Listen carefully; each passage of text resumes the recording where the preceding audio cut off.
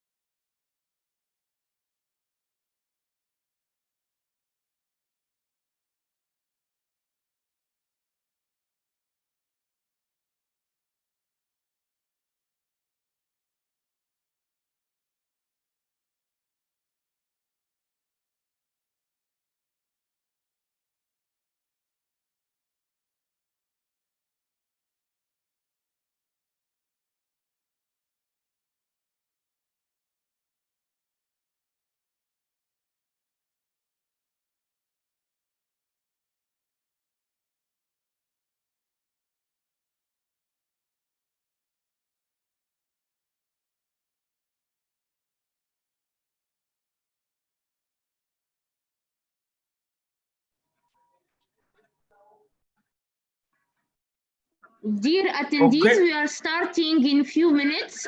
We are just waiting for other participants to join. This is a kind reminder that we have interpretation activated for you. On the button interpretation, you choose English or French according to your preference. Chers participants, on va commencer dans quelques minutes l'événement. Ceci est un rappel que vous avez l'interprétation qui est disponible. Cliquez sur le bouton interprétation sur Zoom et sélectionnez français ou bien anglais selon votre préférence. Merci beaucoup.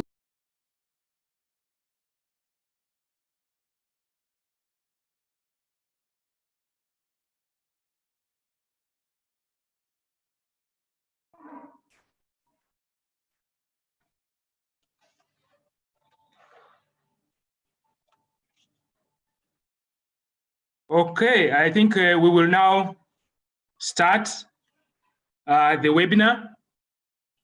Good morning, good afternoon, and good evening to all of you from wherever you are joining in the different parts of the world. My name is Fred. I work with the African Natural Resources Center. I would like to welcome you all to this second webinar in our series on Africa's COVID-19 response within the extractive sector. These series are co-organized between the African Development Bank, the African Legal Support Facility, and the Nordic Africa Institute. The first webinar, which we held in October, was focusing on building resilience now and beyond. Today, we are looking at the future of mining in Africa.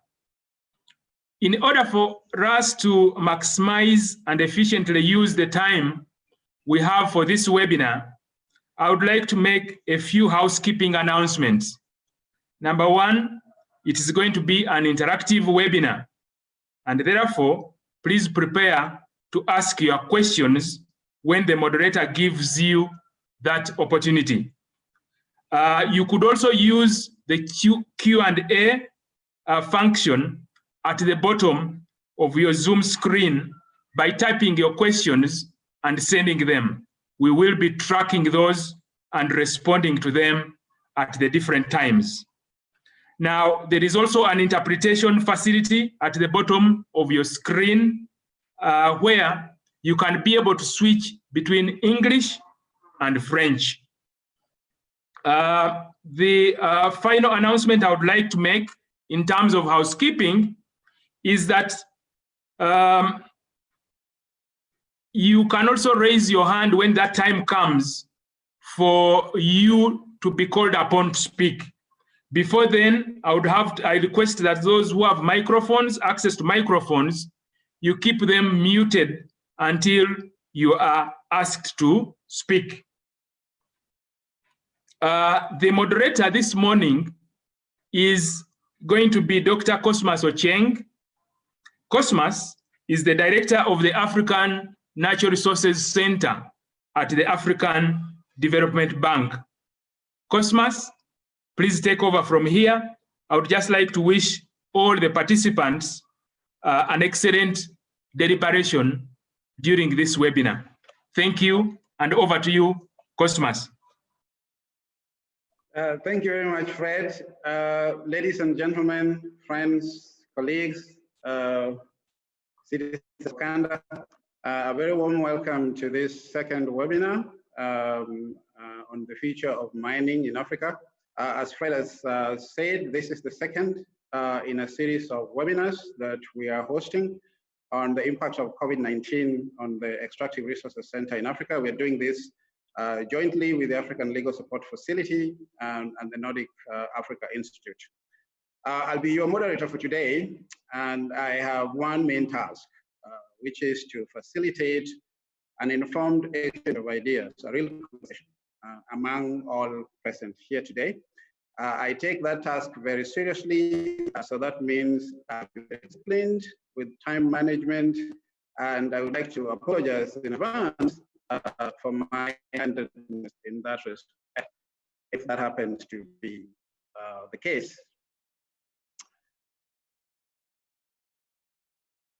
I'm having a bit of a problem here. Hopefully I'll solve it in a minute. Yes. Yes, so we're really very keen to ensure that we have a substantive exchange of ideas given the nature of the pandemic on African economies. It's, well, most people will call it a black swan event. Doesn't happen often. I think of it as a green swan, but let's leave that aside. So the countries are facing real challenges that have been either accelerated or aggravated by the pandemic, in addition to the structural development challenges they were facing before in the extractive sector.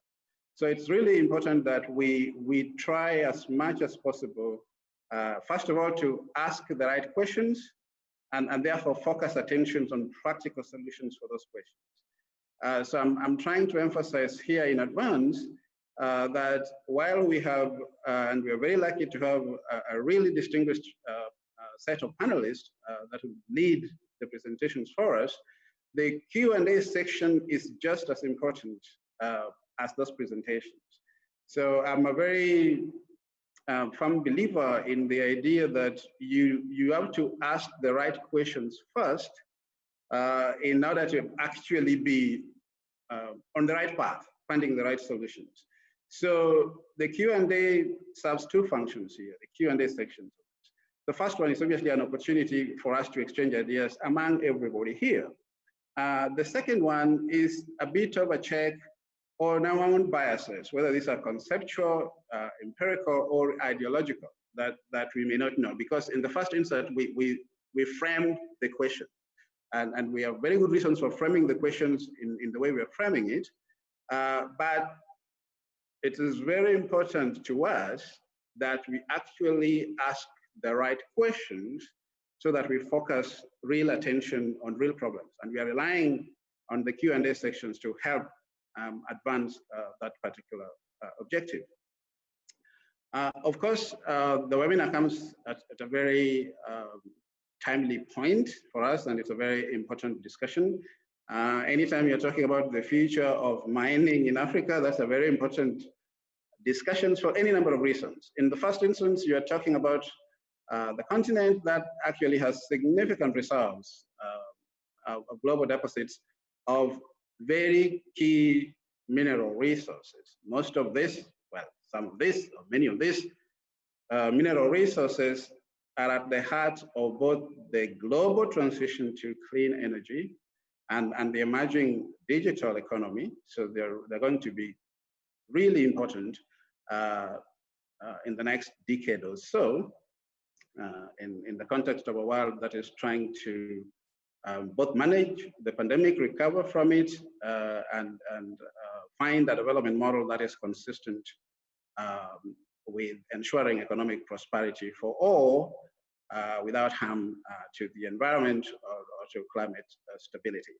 So it's a very important discussion. It's also a very important discussion for us in the African context, because even before the pandemic, so the pandemic has just magnified the problems we had before and the opportunities we have. But even before the pandemic, we had real questions about how to harness our mineral resources to accelerate our sustainable development.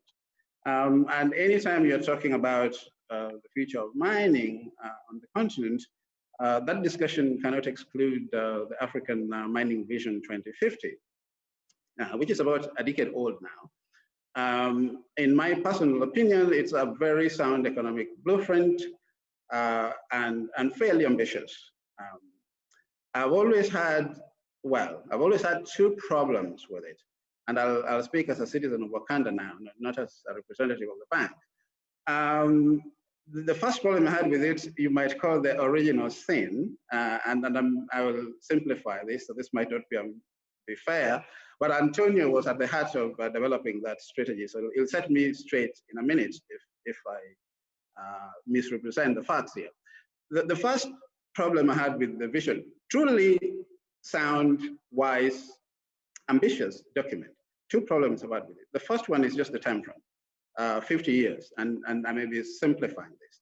But to me, generally, we need to be able to take advantages of being latecomers to development.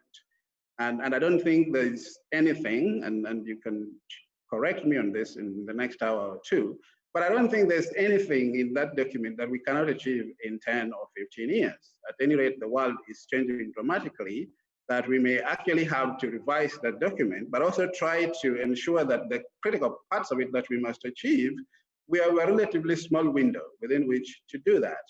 And I don't think we should be looking at a window longer than 15 years. That's just one of the problems I've had with it. Just in terms of development theory, you can actually get a country from, I don't know what level of GDP to an industrial level of GDP within a generation, at least now. The technologies have emerged. I mean, we've learned a lot from other people. So that's one. The second problem I've had with it is not an original thing. It's actually one I've had that has developed since its implementation, is that while it was a very ambitious document and a very sound document, we have actually not matched that ambition with speedy, urgent, and significant action. In other words, we all agreed it really identified the problems in the sector. It actually also suggested real potential solutions, but our collective actions as nations, as sectors, as regions, has really not matched that ambition. We now have a decade to reflect. And I would not want the next decade of the implementation of the AMV to follow at least the pace. If anything, what the impact of COVID-19 and the global transition to clean energy is telling us is that we actually don't have that luxury of time in the context of the African mining vision. So as I said, I'm very excited that we are going to be having these conversations with two people that are best placed to actually lead us into this discussion. I will introduce them in a minute. Before I do that, also to ensure that we are really committed to making this as interactive as possible, even in this virtual remote context, we will be asking you to engage in a written exercise with us. We'll be presenting you with two sets of questions. The first set of questions, just one question I'm about to ask my colleagues to post now, so that you can fill up that question just before it's a poll. So you can undertake that poll just before I introduce our panelists. The second question I will introduce after the presentation of the first panelist. So if I could please ask our colleagues in IT to display the first poll. Okay, sir, I'm displaying the poll. Please answer only the first question. Thank you. Yes, thank you very much. So please answer only the first question, and we'll give you about a minute to do this, and then I will introduce our first speaker. So the first question is the one you should answer now. So are you satisfied with your country's COVID-19 policy response with respect to the mining sector? Are you satisfied with your country's COVID-19 policy response or intervention in the mining sector? Please just answer that question at this moment. Don't worry about the second question. We'll do that after the first presentation. We still have 10 seconds. Answer first question. Nous avons toujours 10 secondes. Répondez à la première question. Merci beaucoup.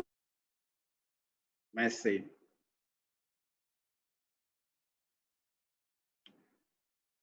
All right, then, colleagues. So, all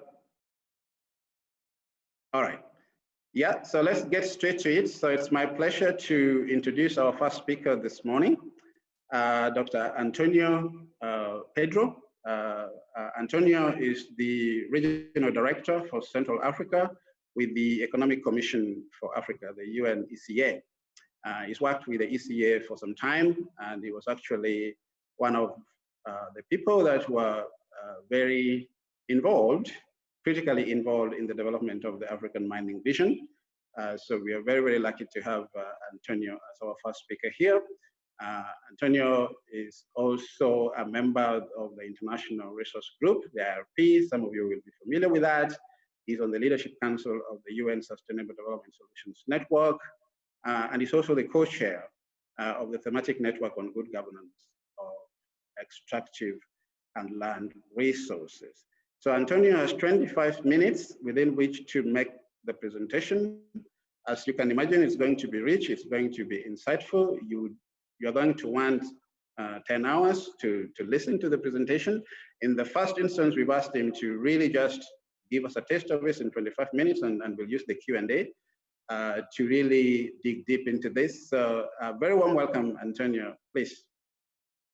Thank you, Cosmos, and thank you, the ADB, the African Legal Support Facility, and the African Natural Resources Center for this opportunity to once again talk to you about very important issue. Today is about the future of mining in Africa, which is a very complicated conversation. First, because I don't have a control of the future, and second, because of all the factors that Cosmos had enumerated at the beginning. So let me start with your permission, sharing the screen with you, so that we can then start with the presentation. Okay, so.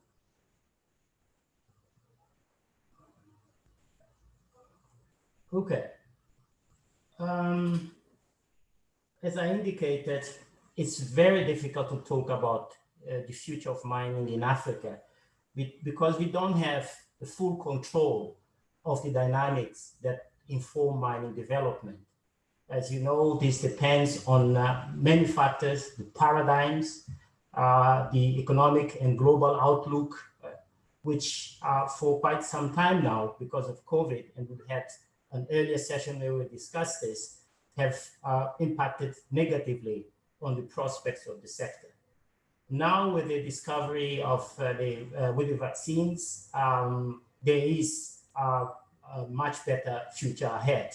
And if you look at the state of mining, Q3 of the S&P Global Market Intelligence, you'll see some sound bites in that direction, basically indicating that, for example, mining industry capitalization is climbing, that the global drilling activity is also going up, and the surprise, some of the jurisdictions where this is happening are in Africa. Like, for example, Cote d'Ivoire is the destination that has attracted more investment in drilling, and Madagascar also is in that list. So the future, as I said, the profile of the sector and the profile of Africa is a mixed one. And Cosmos has already provided some of the fundamentals that lead me to suggesting that indeed is a mixed profile. First, I think we need to recognize that our lifestyles depend a lot on minerals. So minerals are ubiquitous. They are present in almost everything that we touch. And because of that, and the resource intensity theory, I would argue that our own demographics, so we have a young population that is growing, and we will reach about 2.5 billion by 2050 or so. Our state of development, so we require investments in infrastructure and so on, our urbanization rates, all of those are resource intensive. And as such, they can support the development of the continued development of the African mining sector on the continent. Also, the issues are very well understood. I was asked to speak about the role of the role of Africa in the mining sector, its position, and so on. I would recommend the ISG report, Minerals for Africa's Development, which has a section on the historical trends that capture what was our role in the past and what is our current role. Basically, I mean, from before the independence and to the independence, and you know this, the history of our role during colonial periods. I would also argue that we have excellent frameworks, such as the African Mining Vision and the Counter Mining Vision Guidebook that provides us clarifications on how to domesticate the AMV at the country level. We also have first-class mineral resource endowments that position us in a very, very good sort of place to promote greater minerals resource development, resource-driven industrialization, and so on and so forth.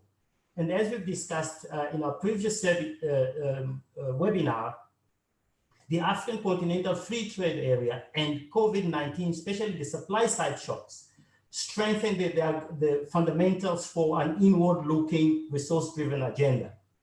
But notwithstanding all of those factors, we still have the same features that are very well described in the ISG report, namely that we have enclaves with very few linkage with the other sectors of our economy.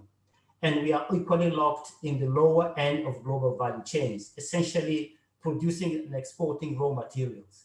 And if you look at any competitiveness indexes out there, you'll see that our scores are very low.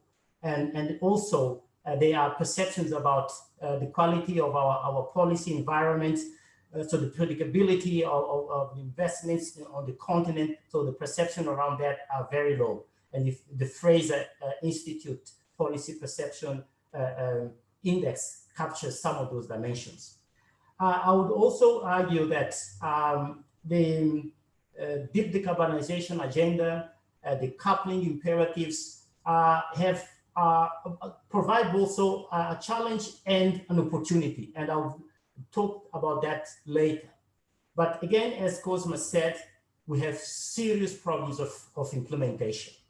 And this, I'll argue, we cannot blame it on lack of capacity. So I will develop some of these ideas further as we go along with the presentation. So the 3 or 4 slides coming next basically indicate that minerals are ubiquitous, and this particular publication can take you through the essence of this argument.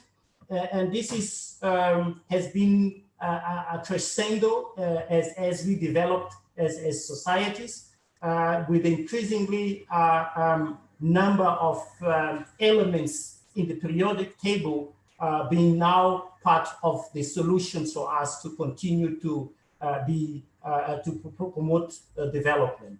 So, and this slide here captures what the evolution is, and the era in which we are now, the transitions to renewable energy and to the electrification of transport systems have also now opened up new avenues, and other new periodic elements that are informing these transitions. This particular slide basically supports my initial argument in the first slide about resource intensity. And here we are saying that with a world of 9 billion people and all of its needs in terms of infrastructure, urbanization, housing, and so on, the resource intensity, it will certainly increase. This is about lifestyles. So basically arguing that if all of us were to try and imitate the lifestyles of the developed world, this is what is required in terms of your resource needs, supporting therefore the key argument about the resource intensity vis-a-vis our developing states currently will support African Mining Inc. So on the frameworks, I would argue that the African Mining Vision provides the foundation on which we can continue to build a successful resource-driven development on the continent. And as Cosma said, it's really an ambitious agenda, and it was formulated deliberately to be ambitious, because unless we address some of the structural problems that have locked us into the lower end of the value chains, then we will continue to be the producers of raw materials. The changes that are required for us to implement the African Mining Vision depends a lot on political will and building strong and capable mineral administrations across several layers in our continent. And it requires also a better understanding of our own comparative advantages and what that provides as a bargaining power, so that we extract more out of the deals in which we enter. Certainly, regional integration, especially now with the African Continental Free Trade Area, we can promote resource-driven, inward-looking development agenda, which will support the implementation of African Mining Vision. This cannot be done by the state alone, so partnerships are key. So the next slides support the idea that we have very critical resource endowments that could enable us to make much more of the resources that we have. This, as you know, as you recall, is part of the picture symbol of the last mining in Durban, and it provides very clear evidence of where we are leading in terms of our global resources. This includes diamonds, cobalt, and this is an important one for the transitions to clean energies, bauxite, and so on and so forth. Equally so for resources such as copper and manganese, which are important for part of the battery minerals. Iron ore, if you are from Guinea, certainly you'll be talking about Simandou. This captures at the time, this is about 2017 or so, what was the 2018, the volume of foreign direct investment that the continent is attracting. We should remember that we are about 30% of the overall land mass, the terrestrial land mass, and we are attracting only 16% or so of the global exploration expenditure, which reveals that there is a potential for us to capture much more investments. There is a direct correlation between your land mass and your resource endowment. And I like this infographic from S&P because it reveals very important information here. and this is to do with the Republic of Congo and Ethiopia, which you would not, for all sorts of, on any metrics, you will not include them as important mining destinations. And yet, according to the S&P, their resources are, this is the in situ value of the reserves and resources are in excess of $2 trillion. In the case of the Republic of Congo, this Congo Brazzaville, we are talking of potash and iron ore, while in the case of Ethiopia, it's essentially potash. And potash is absolutely important for the future of food as a fertilizer mineral. So this basically captures the idea that as we move to renewable energy, to energy transition, transport transitions, we are now having much more elements in the periodic table as part of the responses to some of those options. And this talks about changes in our transport systems. I think I've talked about this earlier. The projections is that by 2050, we'll have 160 million electric vehicles, and the value chain will be about $500 billion a year, at which if we don't do anything, we'll continue to capture, and I'm now referring to DRC here, we'll be capturing only 3% of the total value chain. Then again, this is a continuation of the same thing.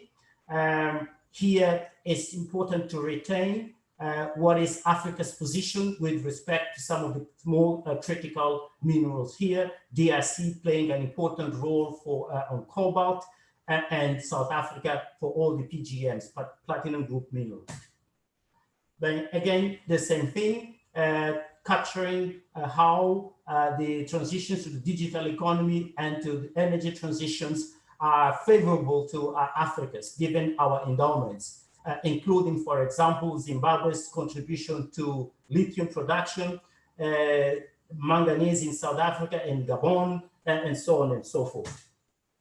But as I indicated earlier, we are still locked in the lowest value part of the global value chains, essentially exporting raw materials. We need to redress this particular issue.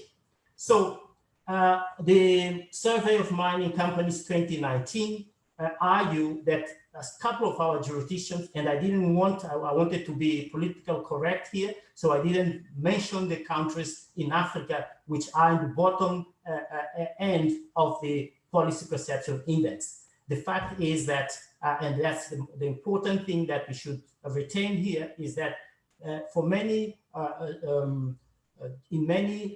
constituencies out there, our environment is still not favorable. We need to address those. And my question is, should we get worried about this? I would say, well, again, it's one of those mixed issues. We have to be very vigilant about this.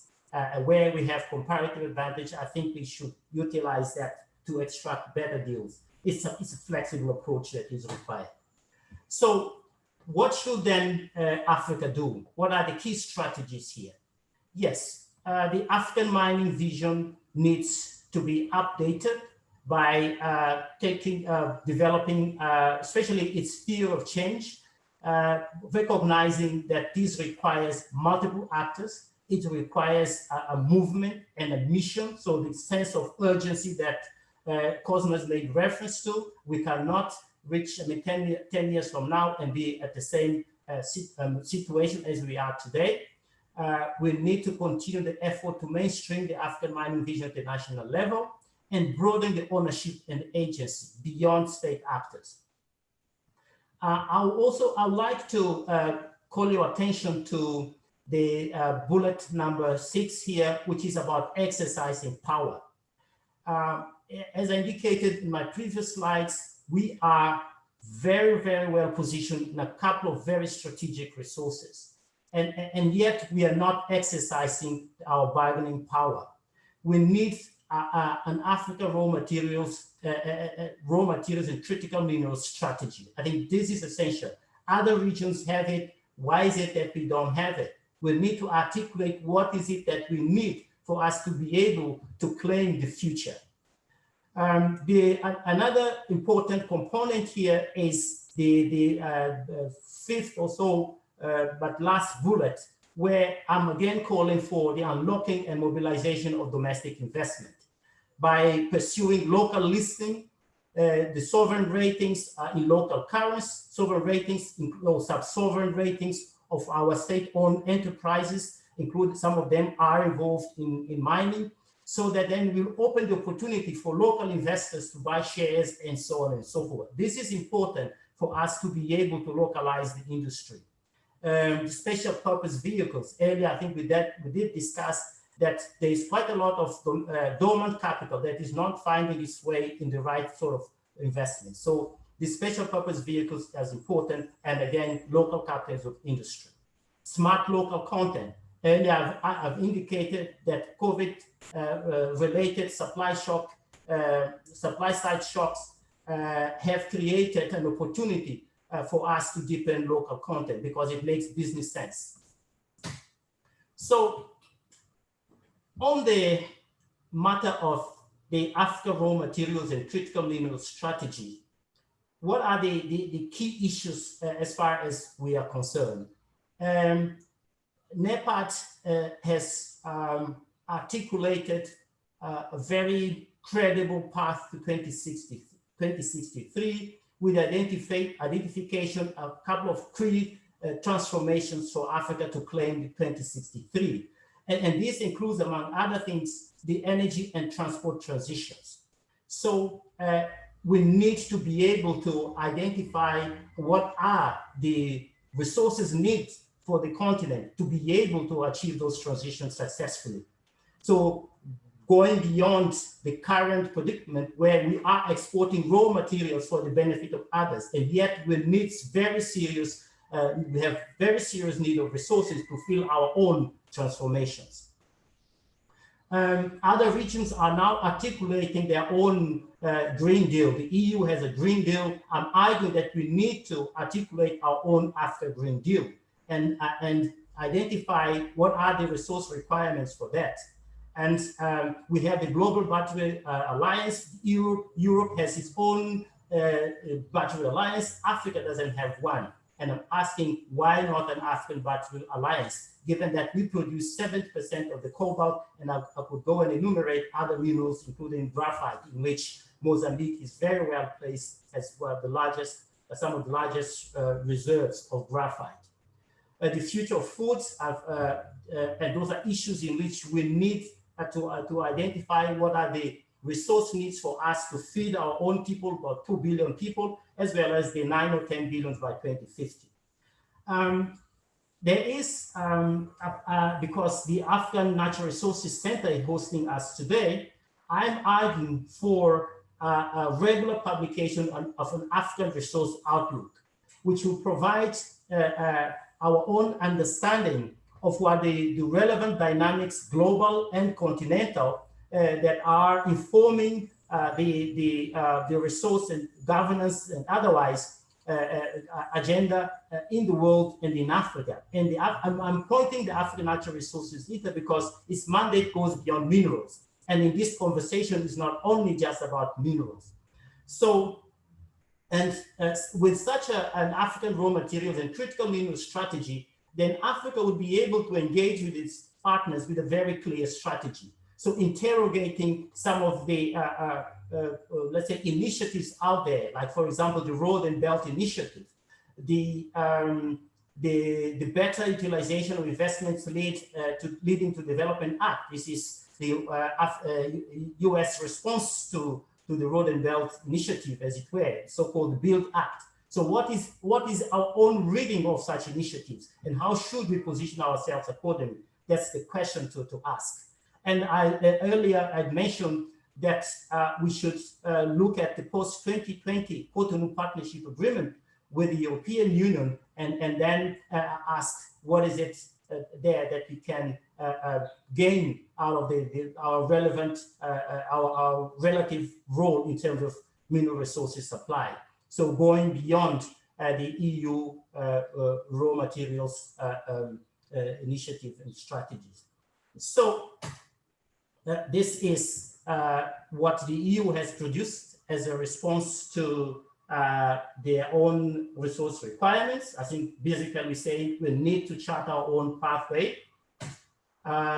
Those are the instruments and the tools that we can use with a view to, among other things, implement the African mining vision and promote a better future for the mining sector on the continent. Today, the OECD is launching officially its guiding principles for durable extractive contracts. I think this is something that we can use to improve the fairness of the deals in which we enter. The local content policies, as I said, there's an immense opportunity now to push this agenda. This guidance is something that I would strongly advise all the administration across the continent to look at. Earlier in presentation, I think last webinar, I made reference to this very good piece of work on to improve national suppliers development programs, so that our small and medium enterprises can participate better in the value chain. This strategy needs to be followed up, and here we have some guidance. The Shared Value Initiative provides very good guidance on how we can strike better deals and how we can engage with the international community and with the stakeholders beyond our mining companies with a view to securing a shared value. It's a joint responsibility involving also institutional investors. So this is basically what the Shared Value Initiative, sort of the pathway to securing the shared value. And I mean, this presentation will be available to you. You can read the details. So what are the success factors? And I'm closing now to close to the end of my presentation.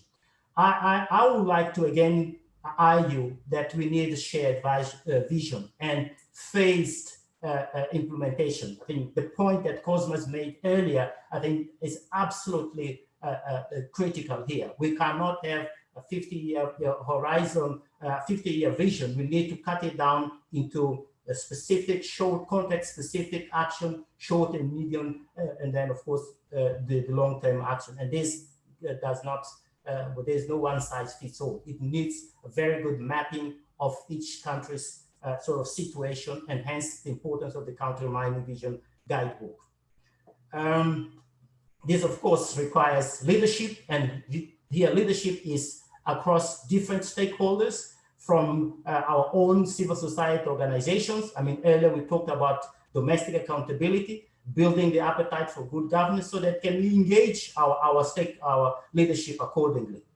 The policy space, in some cases we can secure by having a better understanding of what is it that we have as an asset base, and then engage accordingly. The power of the institutions, this is typical in any industrial policy sort of agenda, and mining is part of industrial policy. So implementation is critical. I would argue again and again that we don't need to rewrite the African mining vision.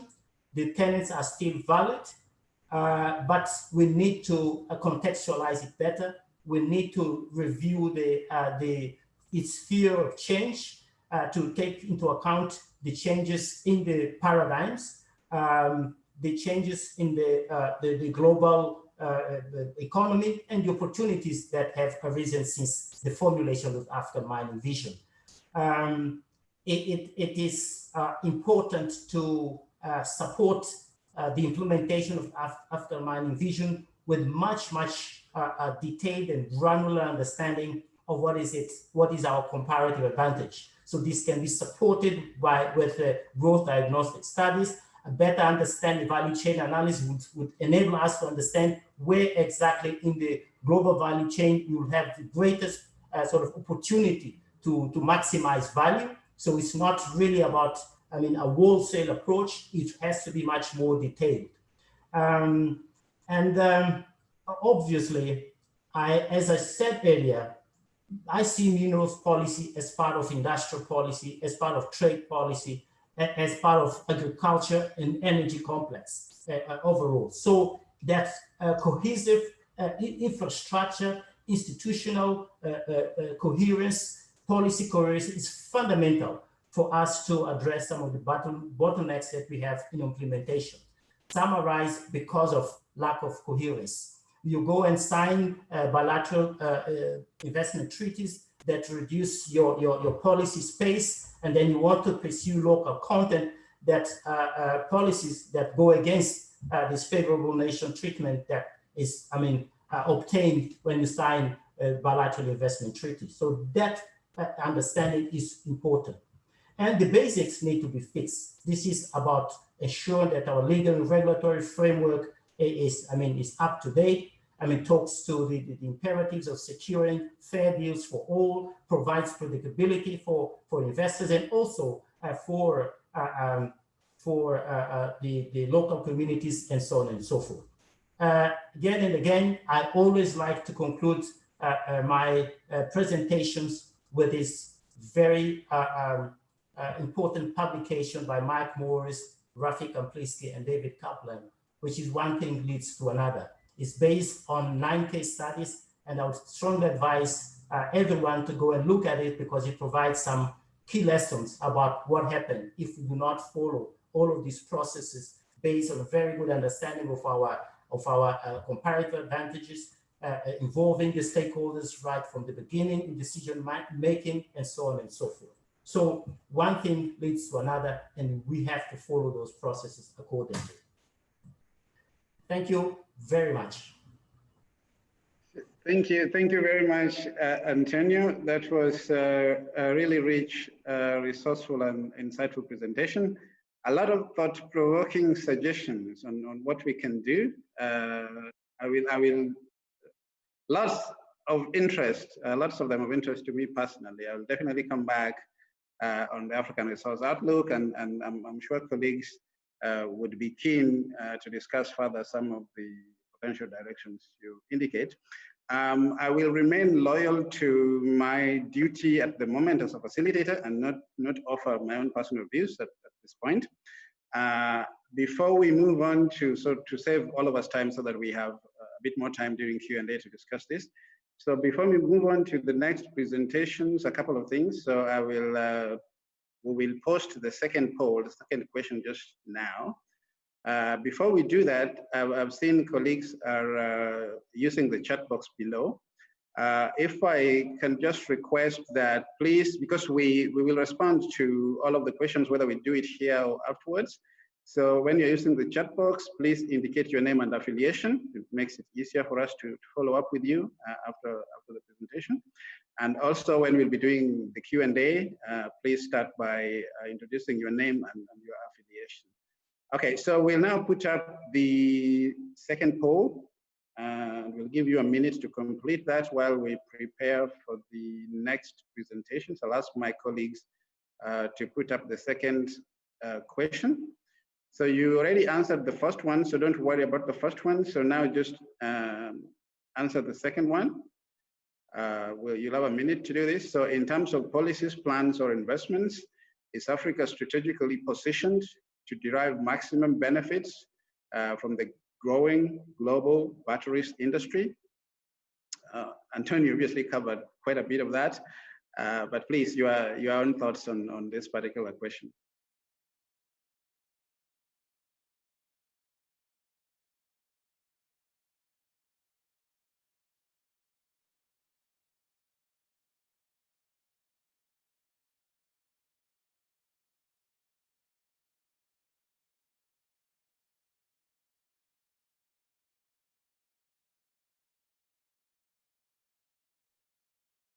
So in terms of policies, plans, and investments, is Africa strategically positioned to derive maximum benefits from the global batteries industry?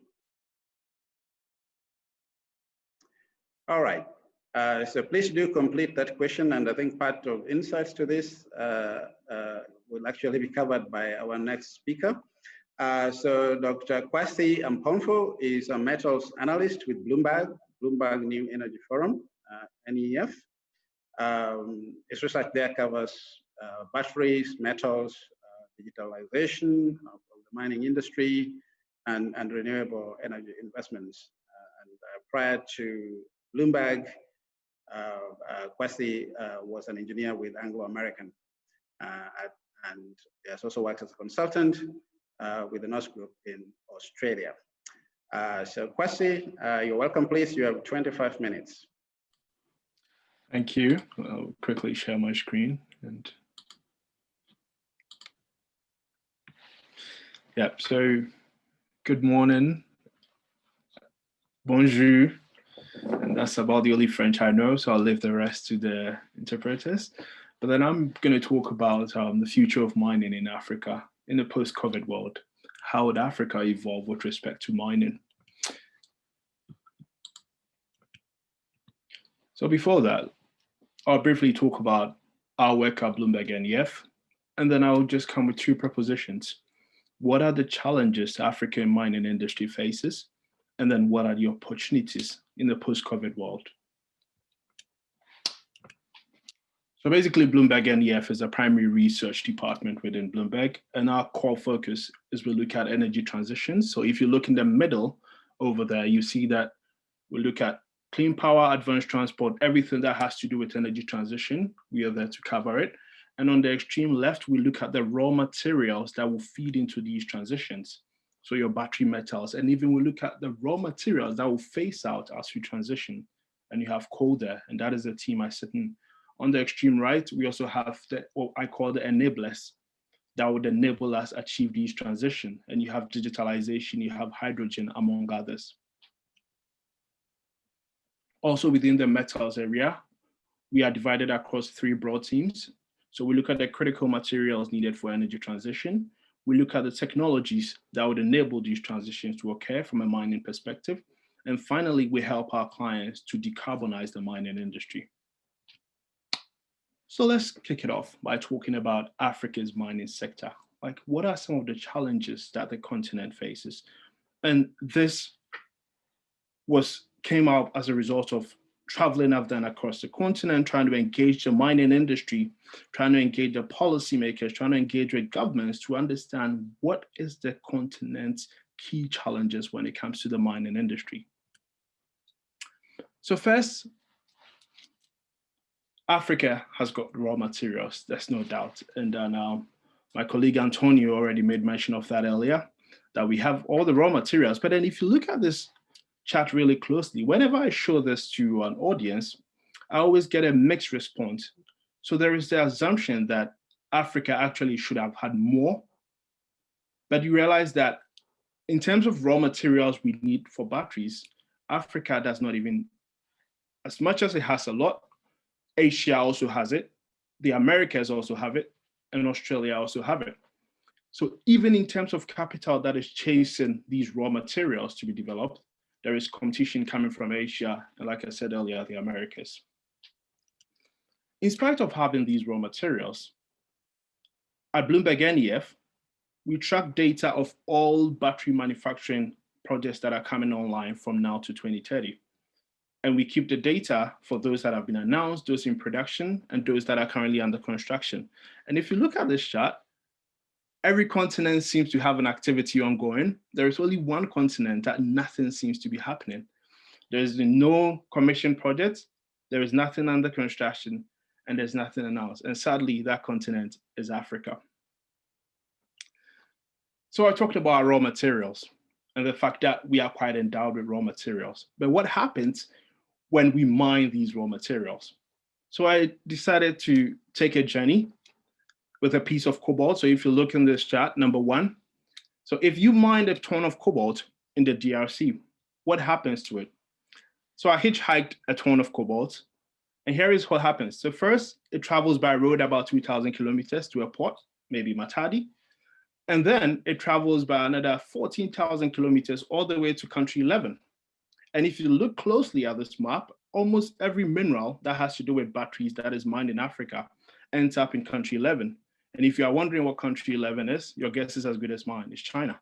So all our raw materials, some way, somehow, find its way to China to get processed, and we don't get to, and the value that comes with the downstream. So why is this so? First, we lose the value. Second, there's so much emissions. Imagine a ton of cobalt having to travel 16,000 kilometers just to get processed.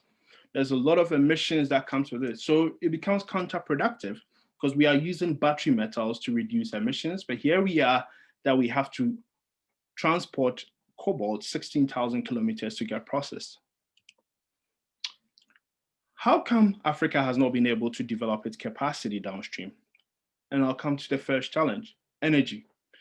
So energy security is a big problem in Africa. Every country has its own version. In South Africa, I think they will say ESCOM. If you're in Ghana, they will say DUMSO. Every country has adjusted its own version of how they describe their power challenges. And on the left-hand side is actually a picture I took of a front page of a South African newspaper exactly a year ago about how ESCOM, and ESCOM is the utility, the power producer in South Africa, ESCOM's challenges is leading to the shutdown of mining companies. Companies were not able to meet production targets, and cost of production had become high. However, if you look at the other half of that same front page, Absa Bank is providing a solution that we can harness the sun to power Africa's growth, and that's solar energy.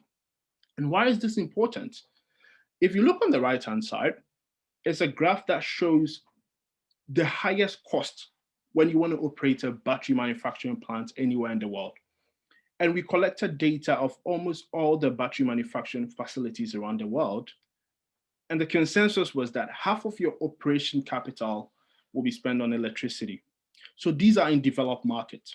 So imagine Africa, where energy is not reliable, is not available, and even if it's available, it's expensive.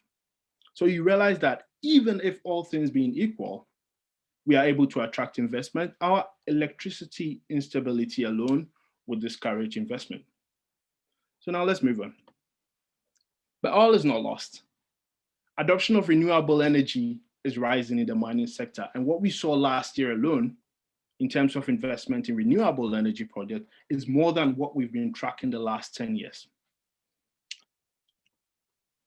Unlike the first chart where there was nothing happening in Africa with respect to battery manufacturing, if we look at mining companies deploying renewable energy sources, it's quite diverse. But you realize that in spite of its global diversity, Africa still lags behind.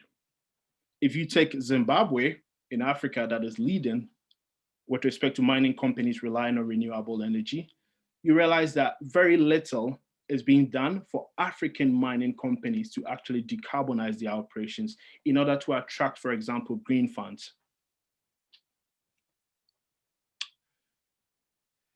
And is there a business case for renewable energy at all? And my short answer would be yes.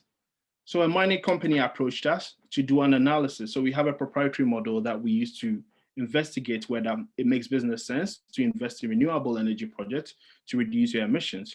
And basically what this model tells us is that this mining company, if it invests up to about 27% of its electricity capacity, if it's met electricity demand, if it's met by renewable energy, it can save cost of about almost $50 million. So yes, there's a business case. And in a post-COVID world, I would expect African mining companies to really look into renewable energy projects. In terms of how COVID has impacted Africa, I wanted to show you this chart. So every month we do track trade data across the world for every mineral that has to do with the battery metals. And on the left is the amount of cobalt that was imported into China.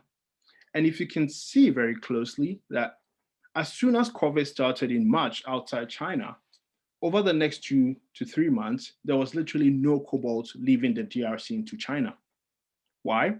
Simply because of the way we do mining in the DRC. People had to go in there, it's artisanal, people had to be in close proximity. So when government announced that there should be restriction of movement to fight COVID, most people could not mine again. Ports had to shut down in South Africa. And for a long time, products were not leaving the ports to countries like China. In manganese, for instance, in Q2, exports or production in South Africa fell over 50%. On the right-hand side is imports of class 1 nickel from Australia and other countries to China. And you can see clearly that whilst there was a big downturn in cobalt from the DRC, countries like Australia, Russia, Argentina did not face those challenges. Production kept going, And it's because of one thing, which I'll come to in a second. The key word there is digitalization. Technology adoption is really rising. So whilst most people would dig with their hands or pickaxe or shovel to get cobalt in the DRC, if you go to countries like Australia, most of their operations have been digitalized all the way from the mine to the port.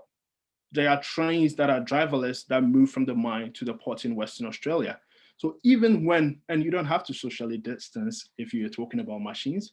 So when COVID hits and they had to socially distance or restrict movement, they had already invested significantly in digitalization. So it was just a seamless transition and they could literally work from home and drive their trains. So we track companies that are investing in digitalization, Anglo America, obviously South African, London listed, and a few others. And what we've noticed is that if I had developed this chart 5 years ago, everything will be white. The purple, the deep purple shows that the company is adopting that technology, and where it is shaded, it shows that they are running a pilot. 5 years ago, it would have been an all white sheet, but now we can see companies are investing in these things. And there's a big question mark there for African countries that have mines in there, because with more digitalization comes less labor. Have we actually looked at a scenario where if a mine goes fully autonomous, we'll probably not need to hire local workers, because a mine based somewhere in Mali can be operated from Finland or Australia? These are key questions we need to ask as we come out of a post-COVID world. So in this session, I've talked about the challenges we face, energy, what have you. The key takeaway I want you to go home with is that Africa has a long way to go. Yes, we have the resources, but to bring the resources out of the ground and add value to it, we need billions. Energy security and decarbonization is crucial to our growth because nobody will invest in a country where electricity is not reliable. And finally, digitalization will play a key role in order for us to attract these investments. So I've talked about the challenges. Now let's move on to the opportunities. What will matter to investors in the industry in Africa? So first of all, supply chains will no more be an island. Previously, it did not matter where you got your resources from. So long as you managed to get it onto the LME or onto a market, someone will buy it. But then now, someone who wants to buy an electric vehicle in the Netherlands is interested in whether a child was involved in the mining of the cobalt that came into the battery, that came into the Tesla. So people are asking big questions. So all the way from the mine to your BMW or Apple or Samsung, there are critical, crucial questions that are being asked. And if governments or the industry do not address these concerns, the market will sideline you and move on. A year ago, BMW announced that they are not going to buy cobalt from the DRC anymore. Fortunately, they've gone back to engage with them. But then if companies and countries do not address these challenges, they will be left as an island. So now let's move on to Africa's battery value potential. So Bloomberg NEF, a few months ago, we developed the world's first lithium-ion battery ranking supply chain. And it was simply because we had clients, of course, including the AFDB, an industry asking us that we have capital to deploy. Tell us the countries we should deploy this capital in order to play a role in the lithium-ion battery supply chain sector. So we took up the challenge and we managed to compile 25 countries and developed a ranking. Who is ready, who is not, what makes them ready, what makes the others not, and how can those that are not ready improve? So basically this ranking was for governments who are looking to attract new businesses into their jurisdictions or secure local jobs. It was for lenders, banks and investors who are looking to finance projects, and also for the industry looking to site new plants. Tesla wanted to site its next gigafactory. It chose Germany over the UK. And it's because of research like this that gives them insight as to where they will get a higher return for their dollar. So how did we do this ranking? We ranked all the countries based on 41 metrics we developed across 5 broad themes. Raw materials, do you have it? Yes. Do you have cell manufacturing capacity? Yes. Are you environmentally responsible? Yes. Are your regulations attractive? Do you have infrastructure? And are you innovative? Yes. And finally, if we produce the cars in your country, are there people to buy? Tick. So we compiled all these and then we ranked the countries. So here was the results. Unsurprisingly, China was first. So these are the first 15 countries. And it's sad to report that across the top 15 countries, there is no African country. And by the way, we included 2 African countries in this sample.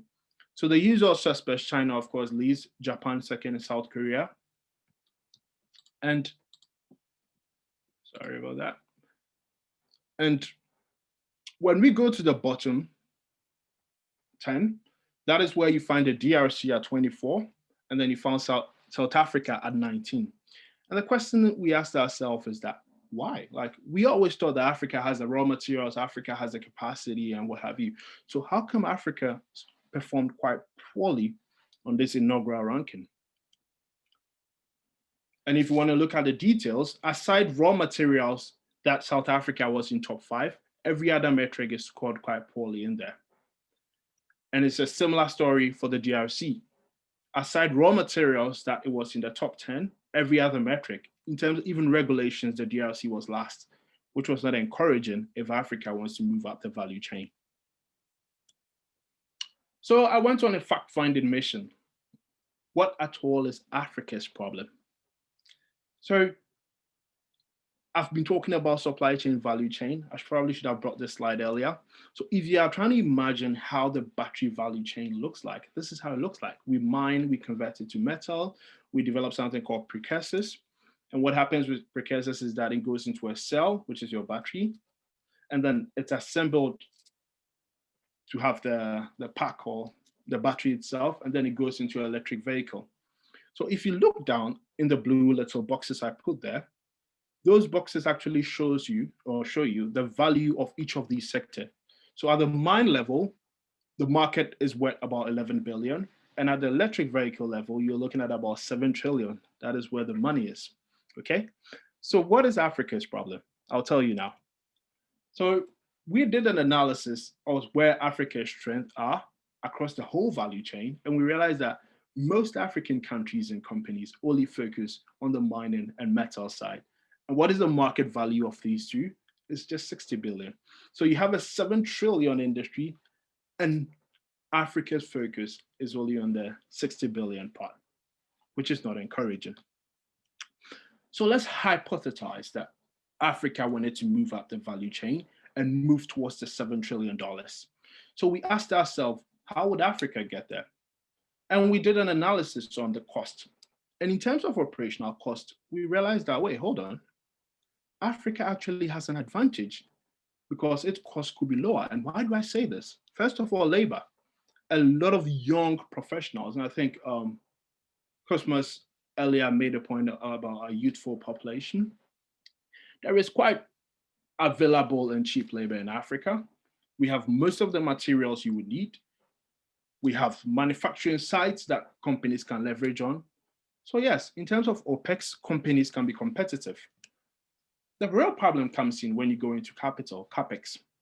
Because we don't have the skilled labor, because of the complexity in our land ownership, because we don't have the expertise in the downstream market, it becomes very difficult for an investor, for a company to commit CapEx to start a battery industry from scratch in Africa. So what do? I didn't want this presentation to be like me heaping problems and problems and problems about the continent. So we took a trip to China to look at how China is one of the leading battery manufacturers in the world called CATL. It actually moved from a tiny company 5 years ago to the largest battery company in 5 years. So I said, why don't we use this platform to analyze a case study on CATL's success? And the first thing is that to be able to become the battery company of the world, it needed to develop vertical partnership and supply alignment. So if you look at the third, the yellow box, that is where CATL's strength was. We want to develop batteries, but they realized they could not do it alone. So they started forming supply agreements with companies in Africa, with companies around the world to get their raw materials, to get their cathode materials, and even all the way to recycling. Number two, what does CATL do? They invested in R&D. About 40% of their money, of their CapEx, goes back to research and development. And I know that number will be very low for most African companies. Levelized cost of different energy technologies. So how much does it cost to develop power in most countries? And if you look at across South Africa, as we speak now, renewable energy is the cheapest form of energy generation in South Africa. What does CATL do again? Third, it also developed downstream market. Imagine producing a product and no one is buying in your own domestic market. So CATL developed a downstream market thanks to the Chinese government policy to sell more EVs in country and phase out internal combustion engine vehicles. It really helped boost CATL's market. So in all this, I wanted to summarize or end it on what it means for Africa. If Africa wanted to be, or if we wanted to develop another CATL, or we wanted to be a lead battery destination for the world, first we need to build demand. And by demand, I mean we need to, either through policy, through technology, encourage the purchase of products that we develop, and in this case, electric vehicles. Secondly, we need to invest in infrastructure and skills. And third, value addition to raw materials in the continent is very crucial. And as it stands now, we don't have data, we don't have knowledge, and there is even no feasibility as to Africa's readiness. And I like your point Antonio made about the fact that we don't even have a strategy, a roadmap yet. I think the AFDB is currently working on the raw materials bit as to understand what raw materials we need, what do we have, how can we leverage on it? But then I want us to take it further to even look at the feasibility of setting up a Tesla plant in Mozambique, in South Africa, or in anywhere in Africa. And once we do that, I believe that we'll be edging closer to the $2 trillion market. So I think I will end it here and then hand it over to Cosmos, and I'm happy to take any questions. Thank you very much for your audience. Thank you very much, Kwasi. This has been really captivating, really insightful.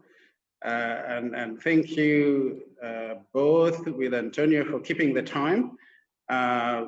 Both really have been very, very rich, very resourceful presentations, all done in time. You can imagine the level of discipline it takes to synthesize and deliver all of that we've had in chunks of 25 minutes. So thank you very much.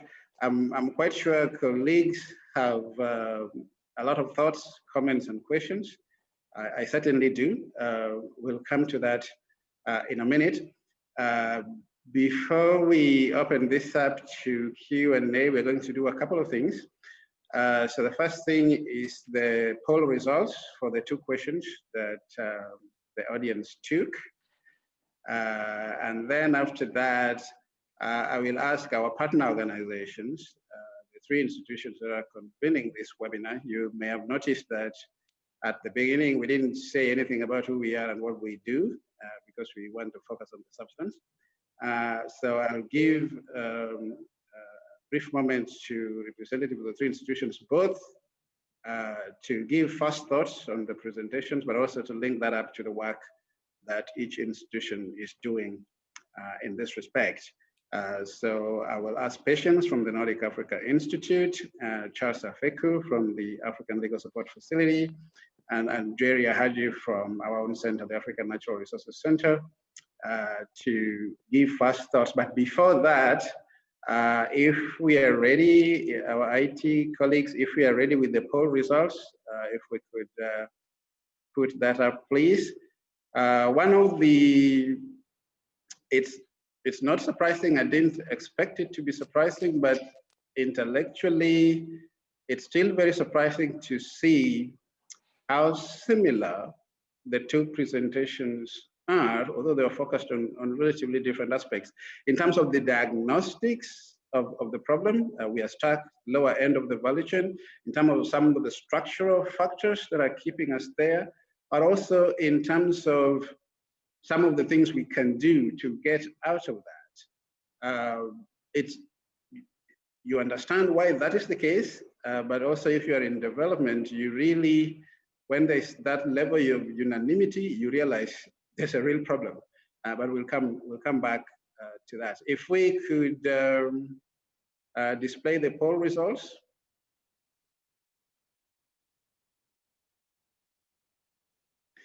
Okay, while we are assembling the poll results in order to make the most of the time, so let me give the opportunity for first thoughts to our partner colleagues, patients from the Nordic Africa Institute.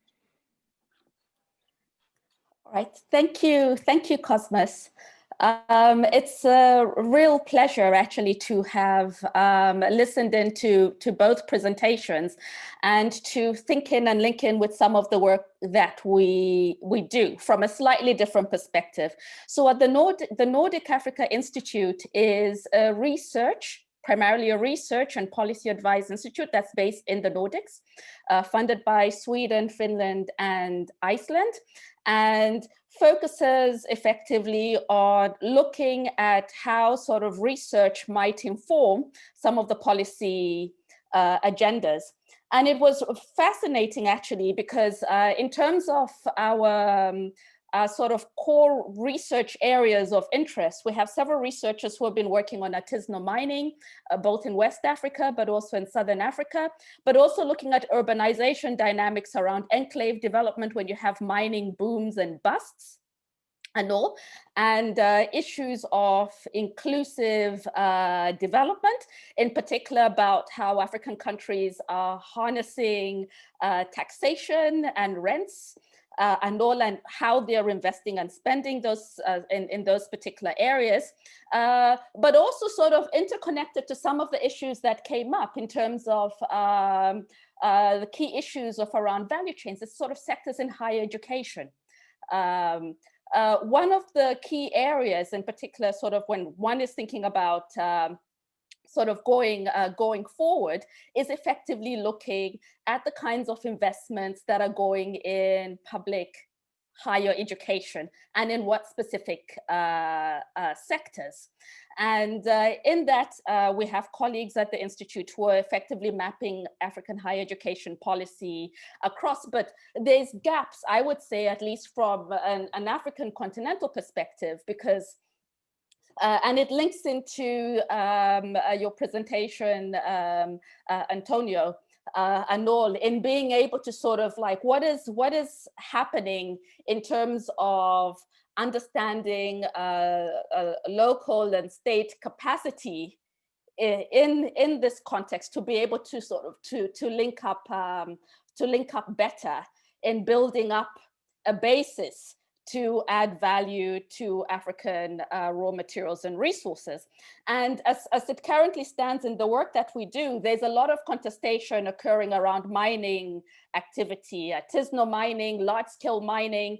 And that links up in terms of, like, if we come back to the core part, particularly in terms of how I understand the African mining vision was put forward on how to make African mineral resources work effectively for Africa's populations and people.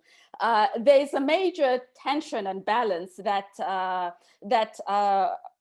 we feel that African countries are not doing enough to understand the social and economic dynamics that are emerging around this particular area, what counts, how to also sort of, and in terms of costing, I don't come from an accounting background, but there needs to be much more costing around the sort of natural resource base and where and how effectively to make use of it at a local and regional level, while also linking in and negotiating to this sort of like broader global value chains.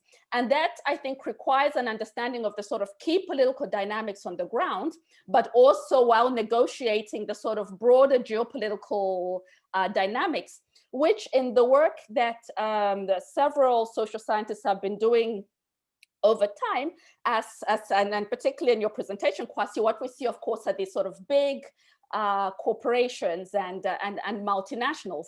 And the question is that to what extent or capacity do African countries on an individual basis have to be able to sort of negotiate with the big players, particularly in the extractives and in the mineral sector.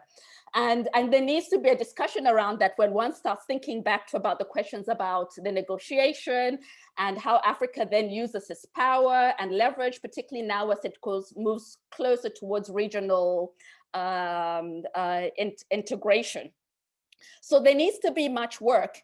And as a last thought, as a sort of thing to sort of leave here, where I come from in Zambia, I was struck actually that departments such as the Ministry of Mines and all undercapacitated when it comes to sort of research, a sort of a research base to be able to sort of follow up and understand both the local dynamics, but also the sort of broader global dynamics. And to be able to build up capacity to be able to negotiate at multiple levels, a strong research base on the ground is needed. And that again links back to higher education. Thank you very much for both your presentations. It shows that there's a lot of work to be done. And as Cosmos mentioned, to be done very quickly. Thank you. Thank you very much, Patience. Charles? The African Legal Support Facility. Yes, thank you, Cosmos. I hope everyone can hear me. Yes. Okay, thank you. Thank you again. I think Antonio's and Kwesi's presentations were excellent and addressed many of the issues necessary for Africa's mining sector to transform the country's economies. So I'll use the opportunity basically to answer a question I have seen and also that we get asked as a legal support facility after these presentations. And basically this refers to what role the legal sectors of these countries or the legal framework plays in facilitating these policies, or whether they are sufficient enough to carry them through. So I'll say that you know that our countries basically have different legal regimes, but typically we would say civil law and common law regimes or various combinations of these regimes. But I guess what we can all agree on is that fundamentally, or at the very basis, they acknowledge that the minerals are owned by the citizens, and so entrust various institutions with the management of these minerals to optimize their benefits for the people. I think that cuts across. So the mining codes we have basically elaborate these principles or seek to address the issues that come up in trying to address to get there, which a lot of which we have heard basically from the presenters today. Yeah. I think you might also agree with me that our countries are among the first to adopt or sign or ratify various international treaties, and I think this is done for good reason. And as has been said, it shows a strong desire basically for the promise of the AMV, which has been espoused here. So I mean, even though we may not be able to say that we will say that the political will or commitment is lacking, the desire to get to what the AMV promises, I think is clear. Now, what I also think is that many of our countries basically now appreciate the issues and are able to plan their legal framework based on the policies espoused by the AMV and the CMV. So, I mean, I will also say that our countries have the basic legal frameworks that are necessary to ensure sustainable mining and continue to improve them. I'll refer us, for instance, to the Africa Mining Legal Support Facilities legislation atlas. And the compendium of laws there will show that countries have been updating their mining laws with provisions for better governance, for instance, local content and domestic linkages, mineral rights administration, including auctions, state participation, regularizing and upscaling ASM, and ESG issues. And I can name a number of the countries, Ghana's local content regulations, for instance, South Africa and Rwanda, maximizing their domestic linkages potential, Ghana, Liberia, Rwanda, auctioning minerals, and based on work that the ALSF and ANRC have done, incorporating financial modeling tools in evaluating the profitability of mining projects. So the laws, I think, that will facilitate these things are basically there. I also see that there is improvement in stability and predictability. And I say that because based on the AMV and CMV, you can see a convergence of policies. And to some extent also the laws.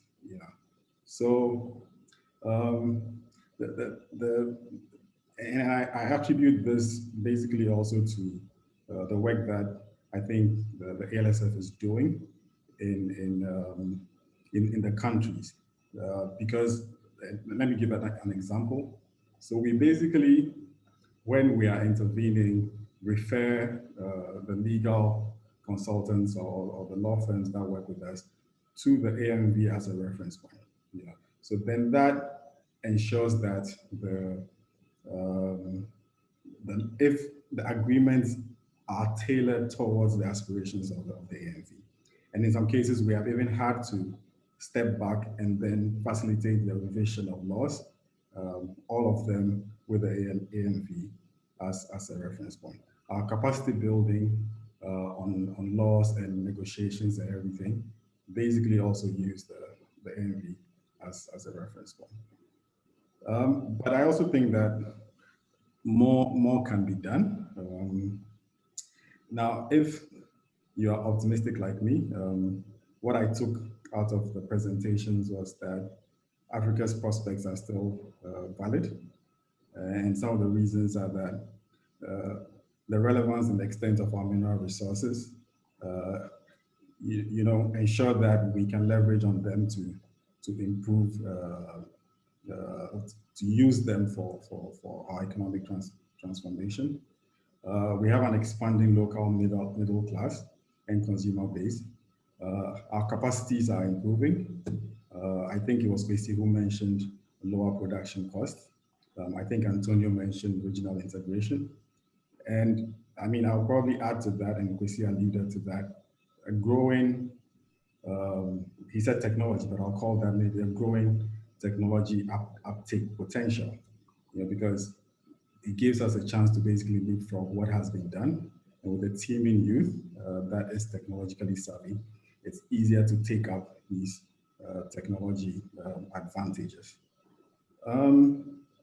So just as mineral policies must be fully integrated with other relevant policies, I think that our country's legal frameworks, by this, I don't mean just the mining framework, but the entire legal framework of the country must facilitate coordination and implementation of the integrated policy. So you have the policies and you expect them to do something, but the laws must be seen to be aiming that process.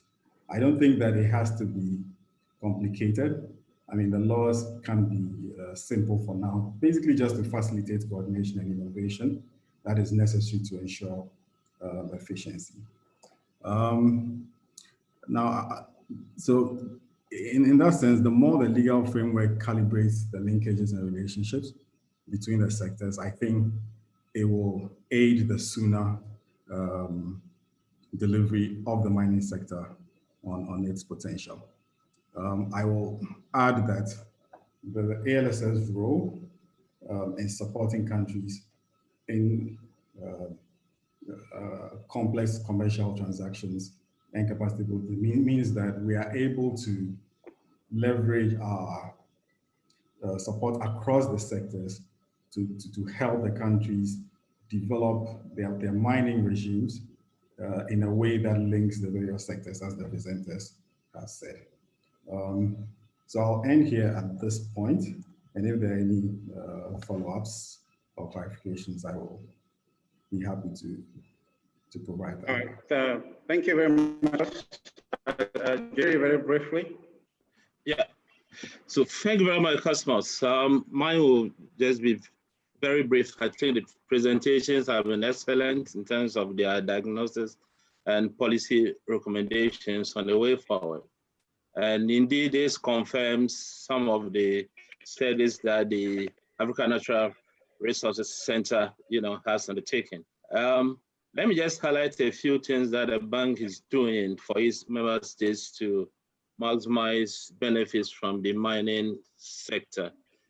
In line with the strategy of improving the quality of life for the people of Africa, the following are some of the interventions in the mining sector. The bank has been a key implementing partner of the Africa Mining Vision and its action plan, and some of the current activities that have been undertaken to ensure transparent, optimal, and equitable exploitation of Africa's mineral resources include studies on mineral value chains to inform policy options by African governments and other stakeholders. The bank recently conducted studies on gold, iron ore, diamonds, lithium, cobalt, and rare earth. To the extent that we have these minerals in Africa, especially for the battery minerals, a pre-feasibility study, as mentioned by Kwesi, is being planned to unearth the possibility of establishing battery manufacturing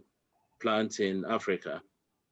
At the national level, local content and value addition policies have been developed for Zambia, Ethiopia, among others. The center is also currently in the process of developing artisanal and small-scale mining projects in Guinea-Bissau, Liberia, and Sierra Leone to deepen formalization and socio-economic contribution from the ASM sector to national economies. The bank is also currently implementing a financial modeling project to build capacity of regulatory institutions to use models to deepen domestic revenue mobilization. In terms of actual funding, let me just give two classical examples. The bank funded a mining project in Ethiopia. Is very classical because at the time, Ethiopia was importing cement for its, industrialization. After the completion of the project, this is a 2.5 million tons per year cement production that led to 75% decrease in the local price of cement. And Ethiopia has indeed moved from a net importer to a net exporter of cement. The second and the last is the bank has also funded a 200 million facility for fertilizer production in Morocco, and this will create about 9,000 direct jobs over a 10-year period. In terms of a continental view, the bank will continue to collaborate with the African Union Commission and other partners, like the UNECA and UNDP, to update the action plan, that's the theory of change of the African Mining Vision, which will take on board the contemporary issues like the AFCFTA and the low carbon future. So indeed, the question which would also be in line with, the discussions so far is how do we fast track implementation of the AMV within the near future, 10 to 15 years, and implementation at both the government level, civil society, corporate level will be very important. I thank you. All right. Thank you very much. Now, before we open this to the plenary, we'll just present the results of our poll earlier. I think the results are now ready. And while, yes, okay. So for question 1, are you satisfied with your country's COVID-19 policy response? 19% are satisfied, 50% are not, 30% are unsure. In terms of policies, plans, and investments, is Africa strategically positioned to derive maximum benefits from the global batteries industry? No, I think it's the overall answer here, 62%. At least there are a few optimists among us. 8% think the continent is. Obviously, the continent is a lot of countries, so maybe a few countries actually might relatively be. I think this is very consistent with the 2 presentations we've had, so it's not surprising, to me at least. So let's open this up to a broader discussion. I will ask that you raise your hand, and then once you raise your hand, I will call on you, introduce yourself, and then ask you a question, or if you have a comment, and please try and keep it to a minute maximum to allow for the broadest participation by everyone. In the meantime, I'll also ask our panelists and everybody else to look at the comments in the chat box. There's quite a lot there, but there's an opportunity for participants to ask questions directly, to make comments directly. While everybody is collecting their thoughts, so so 2 things which are striking to me as a citizen here. So the first one, which comes out very clearly in both presentations, that there is an opportunity for Africa here, but it's just that, it's an opportunity. It has to be harnessed, it has to be captured, and turned into something of economic and social substance. And we are not even, to do that actually, because opportunity also exists for other countries as well. So that's one coming out of this very clearly.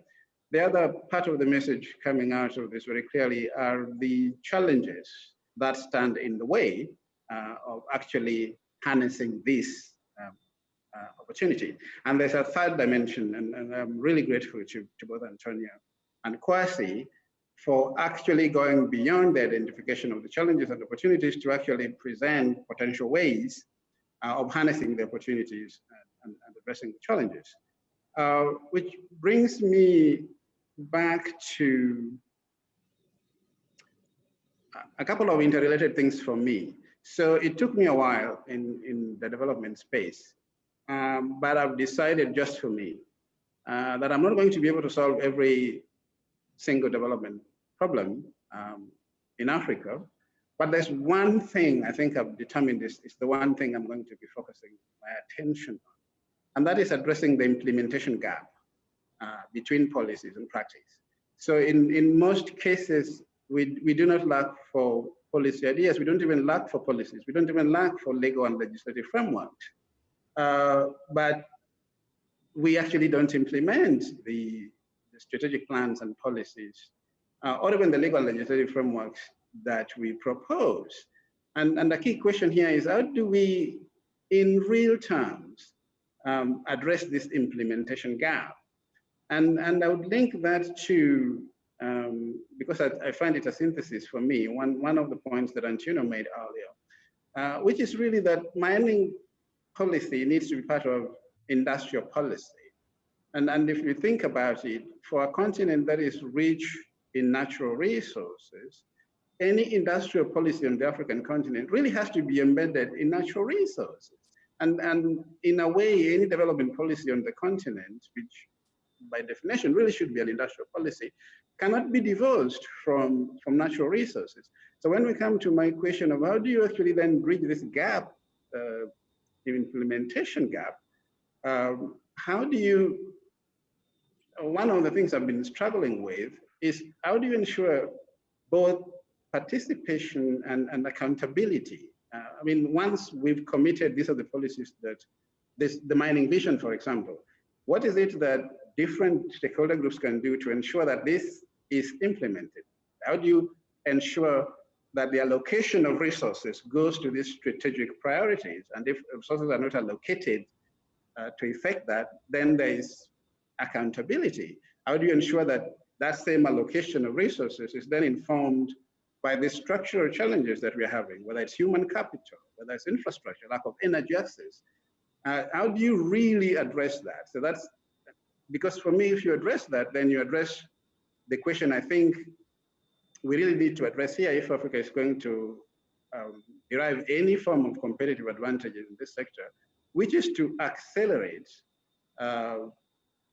its ability to move up the value chain in natural resources and to strategically prioritize areas where it's going to invest in resources. This might differ for various countries, but just given the nature of our natural resources endowment and regional integration, there's actually interesting ways to approach this. So I'm just sort of throwing this up here because for me, and I think it's been identified in the presentations here, it's not always enough to say we lack capacity, and in some instances you might argue actually, and Antonio does, that it's really not a question of lack of capacity.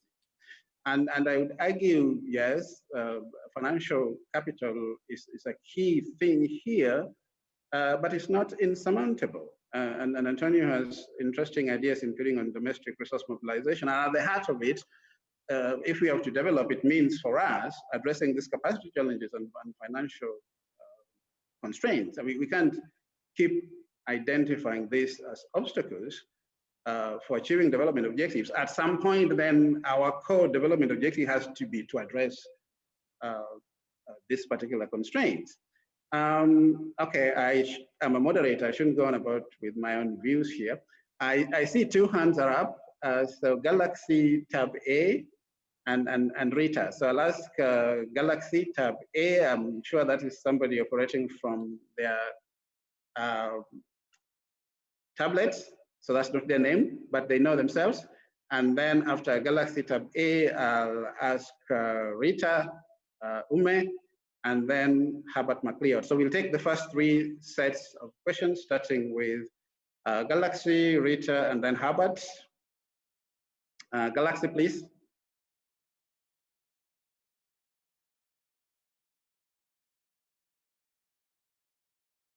Galaxy Tab A, are you still there? Okay, Rita can go first if Rita is ready. Rita, you just went on mute. Thank you. Thank you very much, the moderator, for giving me. Hello, can you hear me?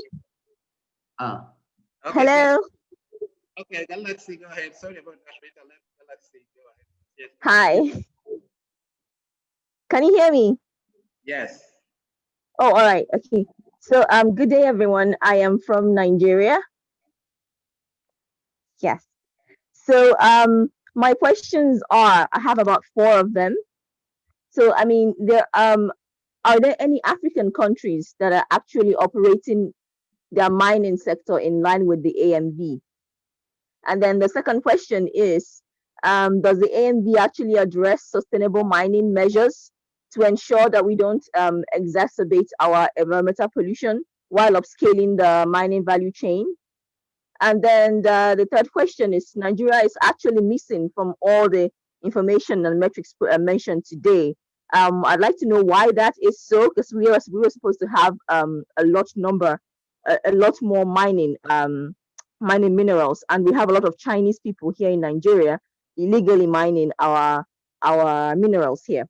And then what can be done to change that? And then the last question is, I mean, the first two presentations stress Africa's young population as an advantage and the lack of skills to upscale our downstream mining sector.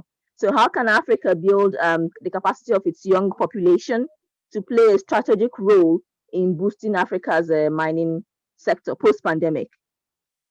All right, thank you very much. So yes, we may not answer all of them in this particular session, but we'll address all of them eventually. So, okay, Rita and then Herbert. Yeah, thank you very much, Mr. Moderator, and thank you, Dr. Antonia and Dr. Kwasi, and my sister from Zambia, unlike the first my sister from Nigeria. I have some observation. I'm not a professional. In the first presentation, I have observation compared with the pool. One of his proposition is to maintain value, shared value vision, and I agree with him. However, when I look at the pool, I sense the 31% that are not sure shows that there is something missing, like effective communication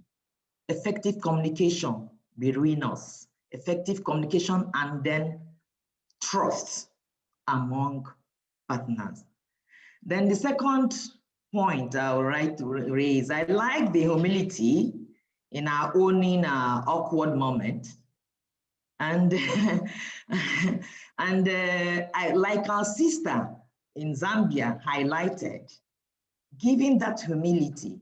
I was thinking of how do we then review or re-engineer, or rather overhaul the education system in such a way that the value chain, what we really need, are being reinvented in the grassroots. Thank you. Thank you very much, Rita. Herbert? Thank you. My name is Herbert McLeod. I'm from Sierra Leone. I work with the International Growth Center. I should start by complimenting the two presenters for outstanding presentations. But unlike you, Mr. Moderator, I don't think they're the same. You didn't say the same. You used something like they were similar in some respects. Antonio gives us the hope, what we can achieve. And then Kwesi brought us down to earth. And at the same time, Kwesi responded to some of the comments that Antonio made in his presentation, which is that we need to go beyond the generalities that we had in African Mining Vision. Not the vision itself, but on how we apply this vision. And my question is that a major opportunity is now on the offing with the Africa Continental Free Trade Area. We can either use it to catapult us to greater heights, sustained growth over time, or allow it to be used to condemn us to another couple of centuries of dependent growth.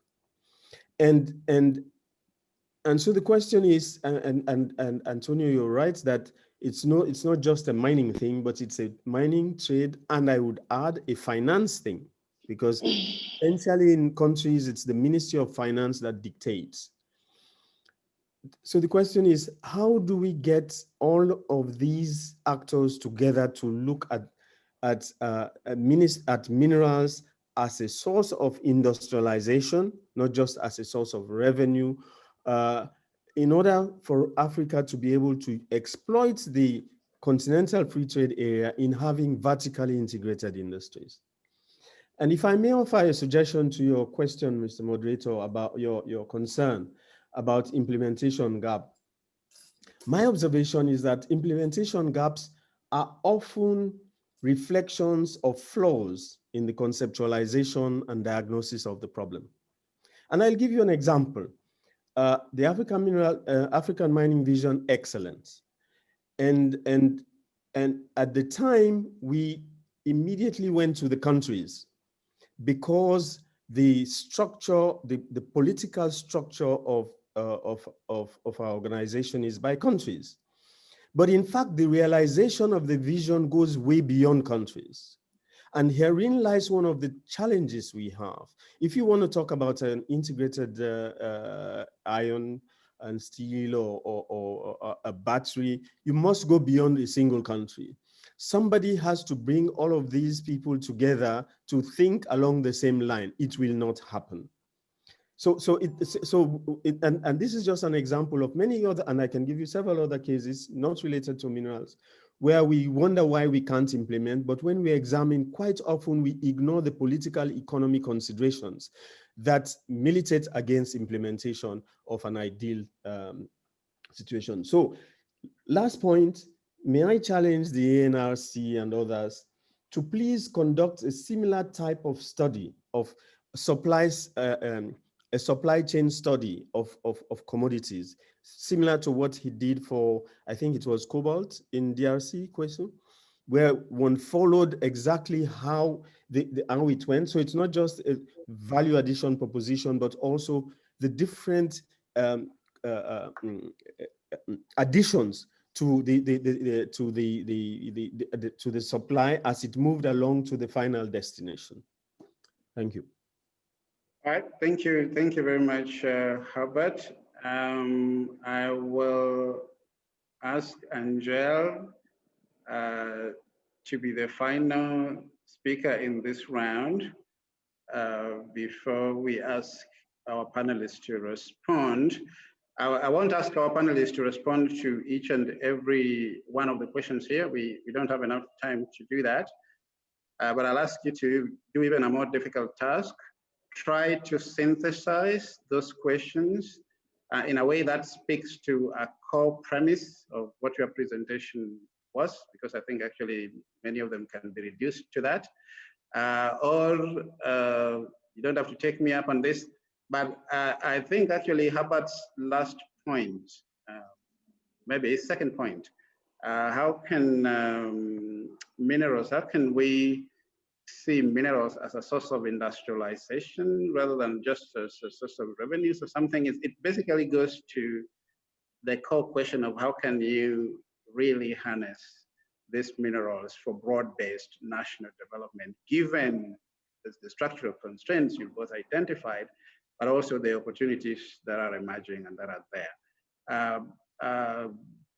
You can synthesize, in your way and pick on an angle that you think would help speak to the concerns of the questions and comments posed. But I'll give Angel an opportunity to weigh in here. Very briefly, Angel.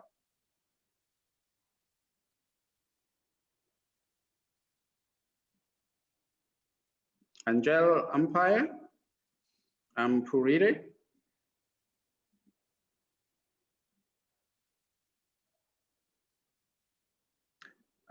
Okay, if Angel is not ready, let's just go to the panelists. I will come back if we have time. We'll come back to a second round of this.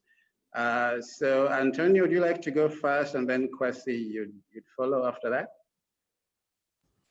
Okay, thank you very much, Chair, and thank you very much, participants, for your questions. They are really very interesting questions.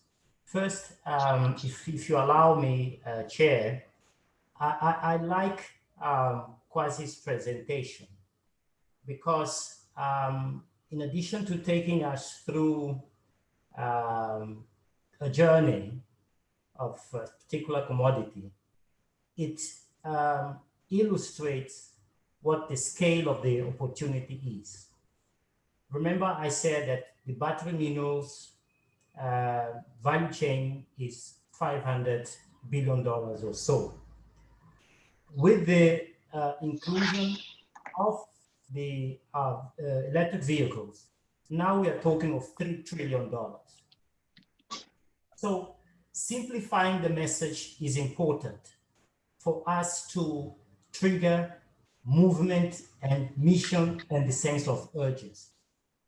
In our last webinar, I did say that Dangote has made it with the cement, he built an empire because he found a very clear market, and then the rest is just history. So I would argue that if for a couple of strategic commodities, we were able to demonstrate what the opportunity is in very clear terms, and then as suggested by Herbert, trace the entire value chain, then we could do what the South Africans call the Pakisa. Pakisa is essentially in Sesotho as urgency, because it's really about mobilizing Africa towards responding to a very clear opportunity as articulated and explained by Kwasi. In our last webinar, I also suggested that the African Development Bank in its next Africa Investment Conference should have a dedicated event or chapter on investing in Africa's minerals, where all the net worth individuals in Africa, and there is a lot of money on the continent. So it's not really an issue of financing, as it were. It's an issue of demonstrating demonstrating the value proposition of the African Mining Incorporated, and how to go about it. Because then things can happen the same way that happened with Dangote and its cement empire. So if I may then quickly then address some of the questions there. I mean, we organized our own statutory meeting, the Intergovernmental Committee of Senior Officials and Experts on Skills for Economic Diversification. And the argument was because indeed we recognize that unless we invest in skills development, in science and technology and innovation, then we will not be able to overcome the obstacles and the challenge that Kwasi quite clearly identified. And the ILO has what they call the Skills for Trade and Economic Diversification Framework, the so-called the STED framework. And the STED framework starts first by understanding what is your national value proposition. So what is your overall comparative advantage? And then since there, you do your skills gap analysis so that you have a very directed and targeted investment in your skills development. Because what we are doing now is that we are investing money into all sorts of skills which might not necessarily respond to where you have your comparative advantage. So I would argue that let's utilize the ILO STED framework as a means to have a much direct, quicker outcome on your skills investment. Otherwise, I mean, as you know, since the 70s, we established science and technology commissions here and there. And if you look at our number of patents, you will see that there really does not change much in terms of our contribution to science, technology, innovation. So targeted investments in skills development is key. Then I mean, whether countries are implementing or otherwise the vision, I would say yes, but not to the extent that we would have appreciated, we would have wanted, and hence the need to develop or to review the theory of change in the African mining vision. One of the mistakes, as it were, in the past is that we wanted it to be sort of coordinated through one platform only, the African Minerals Development Center. Where I'm sitting now, I look at a much more broader, let's say, network of key players, including, of course, the African Natural Resources Center and many others in the private sector. Now, Nigeria it's only quite recently they started to invest in what they call the solid minerals. Before, it was really an oil and gas economy, but it was recognized that they still have they have very, very good potential in other minerals. And I think the more investment is is made into mapping, geological mapping. I mean, one of the strategies that I've included there is the need to invest in geological mapping and minerals inventory. The African Mining Vision included what we call the billion-dollar project, which was a massive scale to improve the level of geological coverage and mapping on the continent, so that on that base, then you will be able to attract your 30% of share of global expenditure. The simple fact that we are tracking 16% is because we are not investing in geological mapping and mineral inventory. So there are a couple of things that need to be done. But for me, it's really about addressing some of those policy failures. Again, we've indicated the importance of coordination. It's important to have a very clear proof of concept. So if you, the NRC, can launch, and you're already a member of the Global Battery Alliance, the FDB, why not make an effort to establish an African Battery Alliance? Because we have, the Battery Alliance is not only about cobalt, it's about all of the other battery minerals, lithium, manganese, and so on and so forth. And as illustrated in some of the slides, some of the countries are very, very well positioned to play a role in that alliance. And yes, Herbert is right. Regional value chains are critical. I mean, the simple fact that I've mentioned the Africa Battery Minerals Alliance talks to the imperative of looking beyond the nation state and looking at opportunities of creating these regional value chains. Last time we talked about the nitrogen, phosphorus, and potassium super fertilizer value chain, which would include all the oil gas producing countries on the continent, all the Ethiopians and the Congo Brazzaville of this world, which has potash, as well as Morocco and a couple of other countries that have phosphates. So this, I mean, is a typical case that goes even beyond the regional economic communities. It cuts across regions, and how to create that infrastructure becomes, I mean, very, very critical. I think once we demonstrate what the value is, in the case of the super fertilizers, potash alone, we are talking of $50 billion a year. So that alone should incentivize action on the continent. So let me stop here to again reiterate the importance of having an African raw materials and critical minerals strategy that would link Africa's overall strategic and development visions, such as the Agenda 2063, with its resource requirements. And this is not an agenda of the ministers of mines only. It's an agenda that requires the involvement of other sectoral ministers, including the ministries of industry, the trade, science and technology, and so on and so forth. Thank you. Thank you very much, Antonio. Just a question before I give you the floor. So just very briefly, because we are on top of the hour, so just to let colleagues know that we'll extend this for 10 more minutes.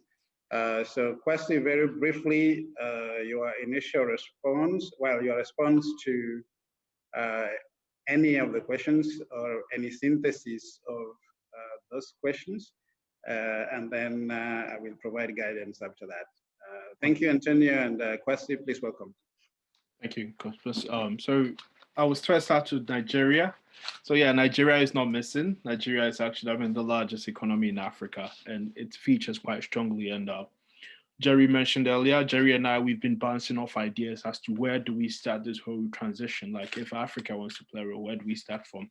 And we sort of did a back of the envelope analysis, dividing countries into, if we were looking at a continental approach, where would each country fit? And clearly we saw Nigeria playing a lead role in two areas, providing that demand, the critical demand we need, because it's got the numbers, it's got quite favorable destination to invest in. I like what Antonio mentioned about Dangote. Dangote has shown the world that yes, you can build a multi-billion-dollar project in Nigeria, in Africa, and still succeed.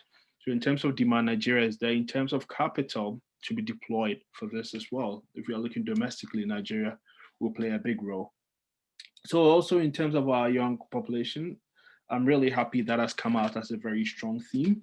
And the fact that we really want to harness our youth and the population to really serve at the fore of this emerging thing. I believe that to be able to harness this potential, one thing that we shouldn't leave is skill. And I like the points that Antonio made about when we talk about skill, and it's not just about putting buildings or putting up schools and all that. There actually needs to be a much more comprehensive approach.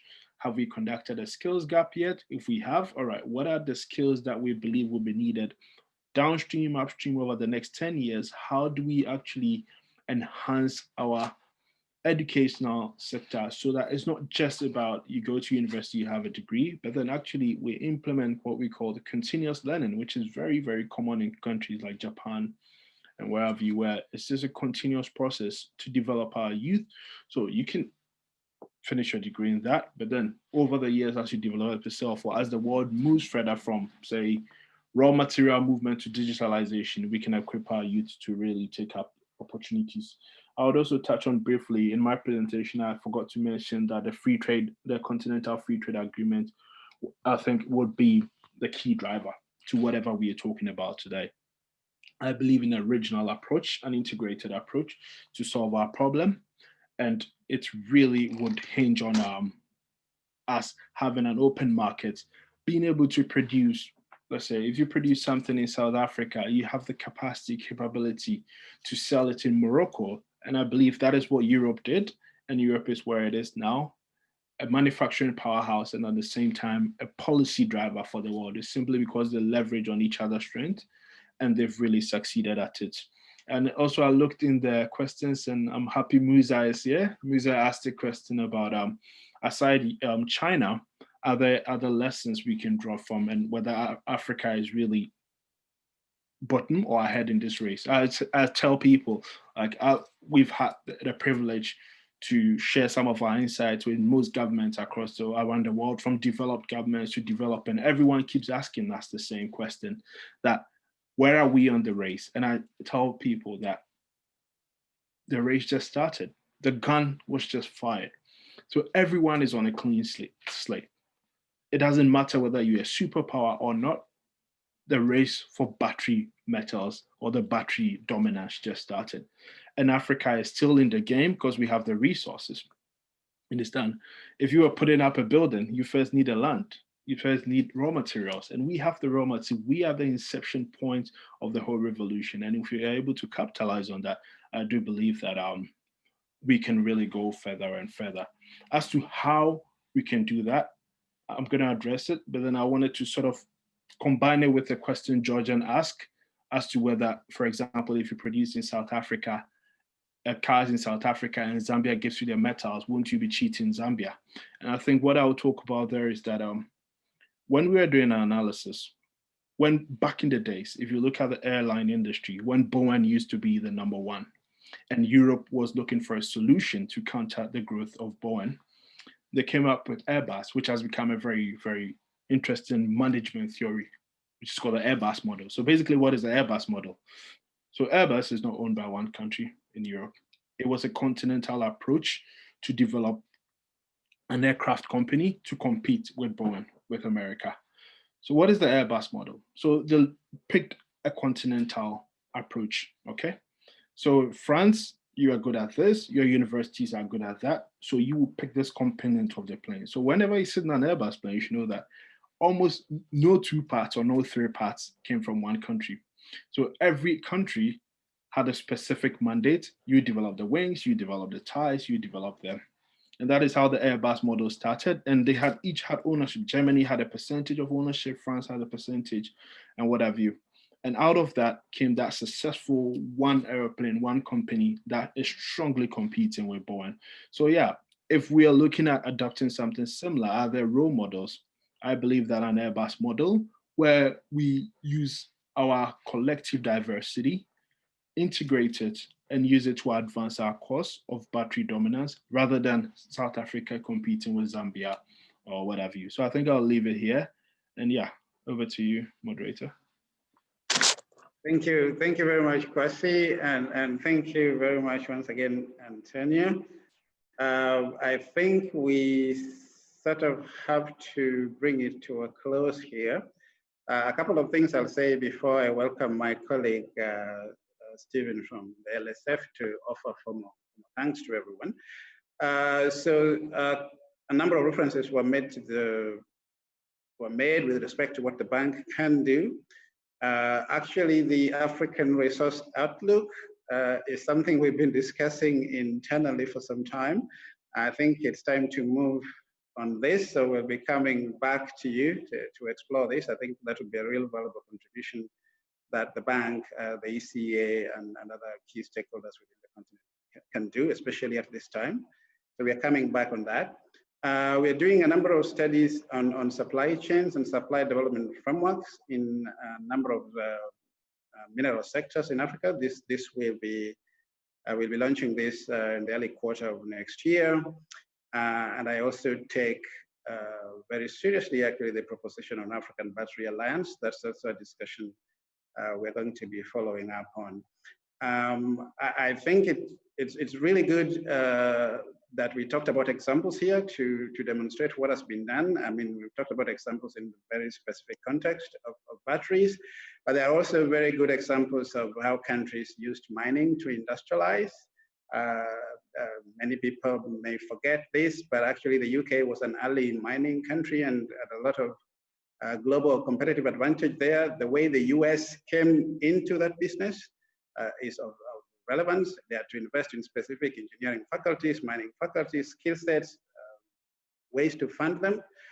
The way Malaysia has developed to advance itself in natural resource chains is equally important. So this is just to reinforce the positive message that this can be done, but with a very focused strategic agenda. And I think we are all agreed on that. And our challenge is to ensure that we make this happen in short order. So thank you very much. This has been truly very exciting. As I said before, all the questions you posted on the chat, we will answer, we'll get back to you. All the presentations here will be made available. We consider you a part of this community, so we'll continue this conversation going forward.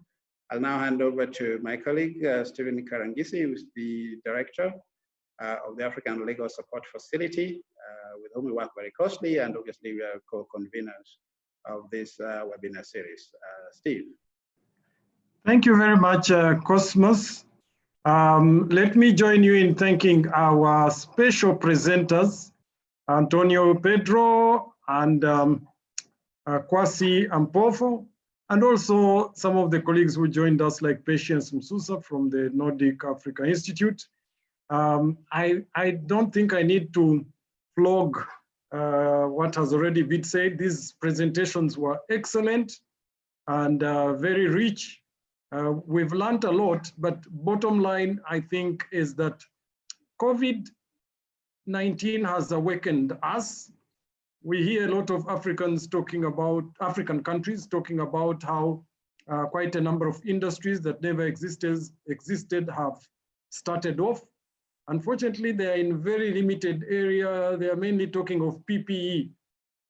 So with COVID, we need to think bigger, think of the opportunities that exist in the mining industry, and these have really been well articulated with the presentations made by Pedro and Kwasi, showing that there can be complementarity between what exists as policy and the possibilities that exist with the changes in the world.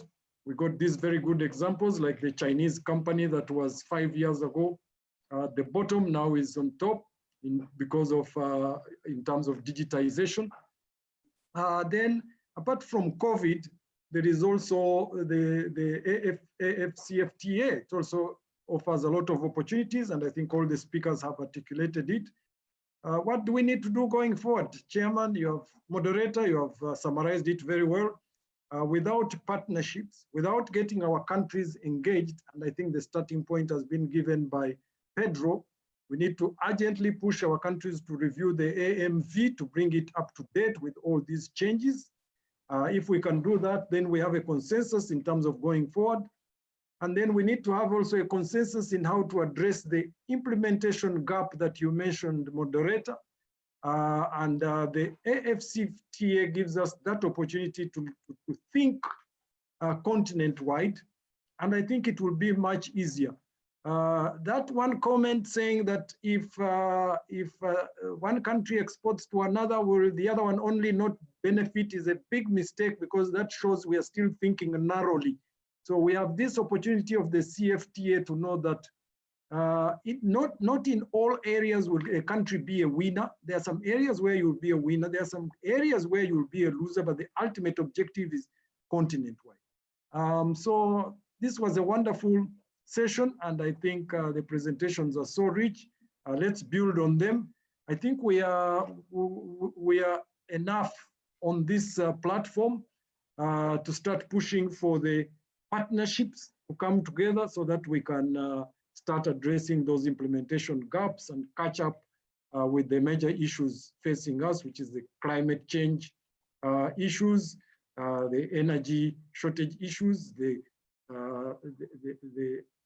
IT fourth generation issues, and so on. So thank you very much to all the participants, our colleagues, both in ALSF, ENRC, and particularly our panelists for their wonderful presentation. Thank you. Thank you very much, everyone. It's unfortunate we can't do this I hope we'll have an opportunity to do this face to face, because these are truly very exciting discussions. The webinars will continue. We'll be coming back to you on the next series. Please take good care and have a nice afternoon. Thank you, everyone. Have a lovely day. Thank you. Bye. Thank you. Thank you. Bye-bye. Thank you, Pedro. Thank you. Thank you. It was excellent presentation. Thank you, Cosmos.